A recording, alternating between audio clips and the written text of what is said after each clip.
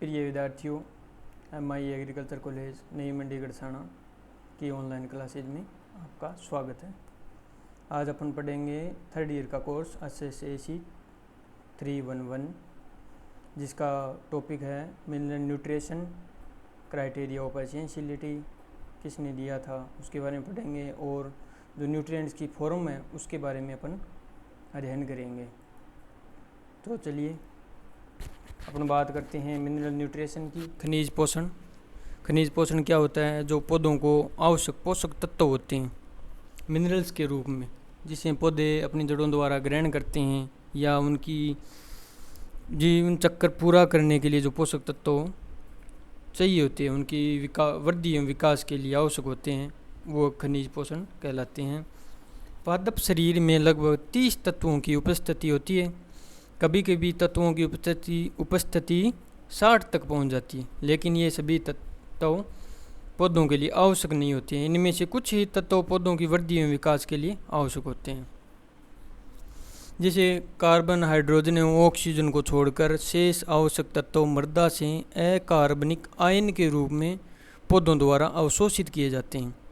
मृदा से प्राप्त ये अकार्बनिक आयन मिनरल न्यूट्रिएंट्स कहलाते हैं। अब ये कार्बन, हाइड्रोजन, ऑक्सीजन ये तत्व हैं जो कि वायुमंडल से हवा और जल के द्वारा पौधों को उपलब्ध होते हैं। बाकी सारे पोषक तत्व भूमि से प्राप्त होते हैं।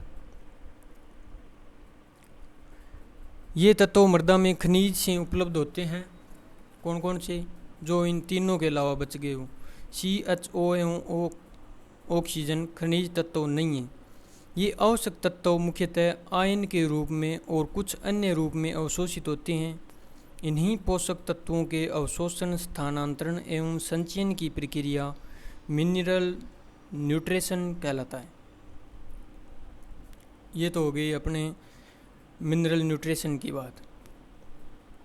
इसके बाद अपन चलते हैं क्राइटेरिया ऑफ एसेंशियलिटी। ये किसने दिया था? ये सर्वप्रथम इसको पहचाना था 1939 के अंदर आर्नोन एवं स्ट्राउट ने, जिसकी संशोधित व्याख्या पुनः आर्नोन ने 1954 में किया गया। आर्नोन ने इसके लिए 3 विशेषताओं का उल्लेख किया।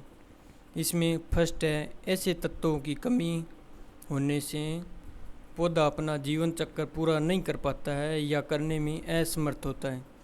जैसे किसी पौधे को नाइट्रोजन नहीं मिला तो उसकी वृद्धि नहीं हो पाएगी, फॉस्फोरस नहीं मिला तो उसकी यील्ड कम हो जाएगी, पोटेशियम नहीं मिला तो उसमें जैसे रोग प्रतिरोधक क्षमता है, और जो पानी का स्ट्रेस है, पानी की कमी होती है, उस समय पौधे को जीवित रखने के लिए पोटेशियम की आवश्यकता होती है। तो ऐसे तत्वों की कमी होने के कारण पौधा अपना जीवन चक्र पूरा नहीं कर सकता है। दूसरा उसने दिया था, ऐसे तत्वों की कमी को उसी तत्वों की आपूर्ति करके ही दूर किया जा सकता है। उसने दूसरे में ये बताया था कि जो पोषक तत्व है, जैसे नाइट्रोजन की कमी है तो नाइट्रोजन के जो उर्वरक हैं वो डालेंगे तब ही नाइट्रोजन की आपूर्ति हो पाएगी, दूसरे पोषक तत्वों से उसकी पूर्ति नहीं कर पाएंगे। तीसरा उसने दिया था, ऐसे तत्वों का प्रत्यक्ष प्रभाव पौधे पर होता है और पौधे के पोषण एवं उपापचय मेटाबॉलिज्म में यह प्रत्यक्ष रूप से सम्मिलित रहता है। जैसे कोई न्यूट्रिएंट अपन डाल रहे हैं, जैसे नाइट्रोजन का कोई सोर्स है तो उसके द्वारा उसका प्रत्यक्ष प्रभाव पड़ता है। जैसे वृद्धि नाइट्रोजन के द्वारा होती है और फास्फोरस के द्वारा जड़ों का विकास होता है, उसी तरीके से उनका पौधों पर प्रत्यक्ष रूप से प्रभाव होता है। फिर उसके बाद आर्नोन के द्वारा आवश्यक तत्वों हेतु परिभाषित तीनों विशेषताओं में प्रथम व तृतीय पूर्णतः सही है। पहला और तीसरा बताया था वो तो सत्य है, लेकिन दूसरा सत्य नहीं माना गया है, क्योंकि उसमें ये बता दिया था उसने कि उसी तत्वों की कमी उसी तत्वों से दूर की जा सकती है। तो इसमें क्या किया, बाद में बताया गया कि जैसे मोलिब्डेनम की कमी को वेनेडियम से पूरा किया जा सकता है, क्लोरीन की कमी को ब्रोमीन के द्वारा दूर किया जा सकता है, पोटेशियम की कमी को रुबेडियम के द्वारा दूर किया जा सकता है, कैल्शियम की कमी को स्ट्रोंशियम के द्वारा दूर किया जा सकता है। तो इसमें ये दूसरा इसका कथन गलत हो गया था। आर्नोन के द्वारा आवश्यक तत्वों हेतु परिभाषित तीनों विशेषताओं में प्रथम व तृतीय पूर्णतः सही है, लेकिन दूसरा बिंदु पूर्ण रूपेण स्वीकार करने योग्य नहीं है, क्योंकि अनुसंधानों से यह ज्ञात हुआ कि ये पोषक तत्व जो कमी होती है उनके द्वारा, इन पोषक तत्वों के द्वारा उनकी कमी को पूरा किया जा सकता है। फिर आर्नोन के क्राइटेरिया ऑफ एसेंशियलिटी के आधार पर सिर्फ 16 तत्व आवश्यक माने गए, जिसमें मैक्रोन्यूट्रिएंट्स है C, carbon, hydrogen, oxygen, nitrogen, phosphorus, potassium, calcium, magnesium, sulphur. ये पोषक तत्व है वो मैक्रोन्यूट्रिएंट्स के अंतर्गत आते हैं। माइक्रोन्यूट्रिएंट्स कौन कौन से है, जैसे आयरन है, मैग्नीज है, कॉपर है, जिंक है, बोरोन है, मोलिब्डेनम है, क्लोरीन है। ये माइक्रोन्यूट्रिएंट्स के अंतर्गत आ गए। फिर फंक्शनल न्यूट्रिएंट शब्द का प्रयोग निकोलस ने 1961 ईस्वी में किया। फिर उसके बाद फंक्शनल न्यूट्रिएंट्स 16+1। अब 1 के अंदर निकल की बाद में खोज हुई थी, जो कि आवश्यक तत्वों में सम्मिलित कर लिया गया। तो यह 17वां आवश्यक पोषक तत्व हो गया था। उसके बाद 4 और तत्व हैं जो जैसे सोडियम, कोबाल्ट है, वेनेडियम है और सिलिकॉन है, ये और जोड़ दिए गए। इस तरह पौधों के लिए फंक्शनल न्यूट्रिएंट्स की संख्या 20 हो गई।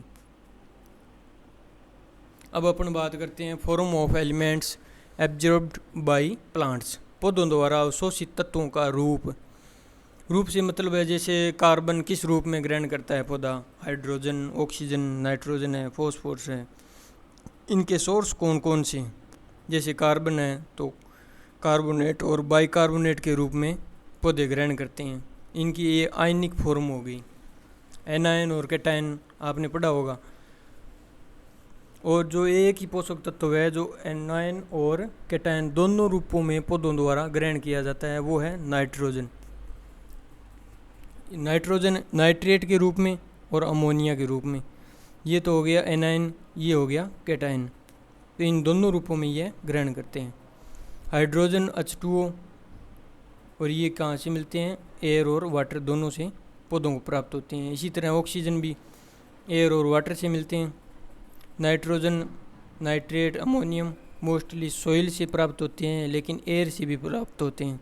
जैसे अपन राइजोबियम, एजोस्प्रिलम, एजिटोबैक्टर है, इनका प्रयोग करते हैं तो वो वायुमंडलीय नाइट्रोजन को ही पौधों की जड़ों में अथवा भूमि के अंदर स्टोर करके रख देते हैं।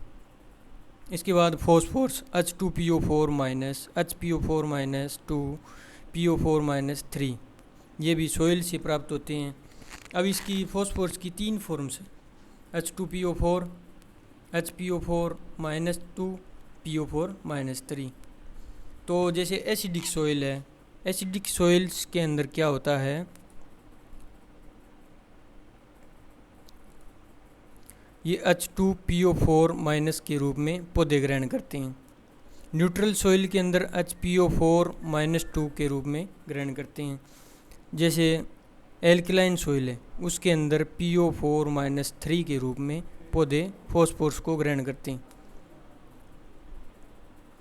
अब फॉस्फोरस की उपलब्धता सबसे ज़्यादा कब होती है, जब भूमि न्यूट्रल हो, जैसे उसकी pH 7 हो, तब पौधों को फॉस्फोरस की उपलब्धता अधिक होती है। एसिडिक और एल्कलाइन कंडीशंस के अंदर फॉस्फोरस भूमि के अंदर स्टोर हो जाता है और पौधे को प्राप्त नहीं हो पाता है। इसी कारण ही अपन PSB का यूज़ करते हैं। PSB फॉस्फोर सोलुबलाइजिंग बैक्टीरिया, जो क्या करते हैं, जो स्टोर पड़ा है भूमि के अंदर फॉस्फोरस का, उनको वे घुलनशील अवस्था में बनाते हैं ताकि पौधों को आसानी से प्राप्त हो सके। इसी तरह पोटेशियम K+ के रूप में सोइल के अंदर मिलता है। ये भी कैल्शियम Ca+2, मैग्नीशियम, सल्फ़र है, ये एनायन फॉर्म में होता है SO4- 2। ये दोनों सोइल और एयर दोनों द्वारा मिलता है। जैसे SO2 गैस निकलती है, सल्फ़र डाइऑक्साइड, जैसे चिमनी भट्टों से या उद्योगों से सल्फर डाइऑक्साइड गैस निकलती है वो जब बरसात होती है, अम्लीय बरसात का आपने नाम सुना होगा। जब अम्लीय बरसात होती है उसके अंदर क्या होता है, H2O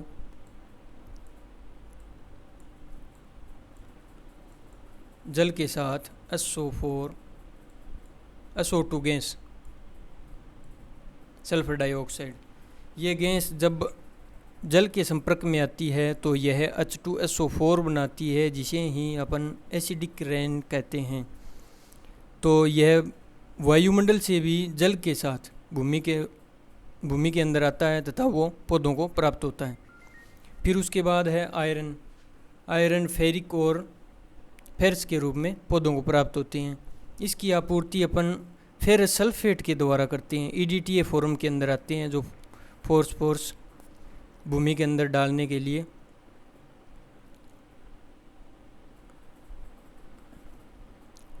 फिर है उसके बाद मैग्नीज Mn+2 Zn+2, ये जिंक सल्फेट के रूप में, मैग्नीशियम सल्फेट के रूप में, कॉपर है वो कॉपर सल्फेट के रूप में।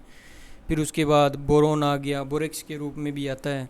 तो इनके ये रूप है V4O7-2 H2BO3 HBO3-2 BO3-3। तो ये रूप है, इन रूपों में पौधे बोरोन को ग्रहण करते हैं। Molybdenum MoO4-2 HMoO4-। इसके बाद है क्लोरीन Cl-, इस रूप में पौधे ग्रहण करते हैं।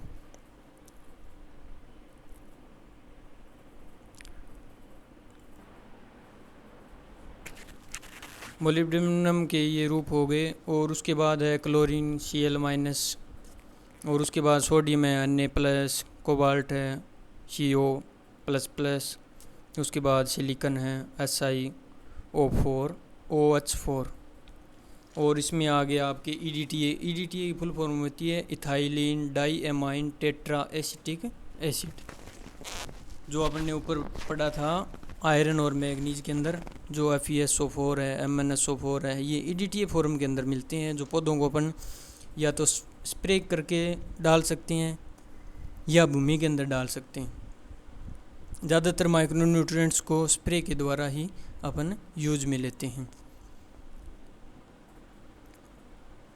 तो ये आज का टॉपिक अपना कंप्लीट हुआ। धन्यवाद।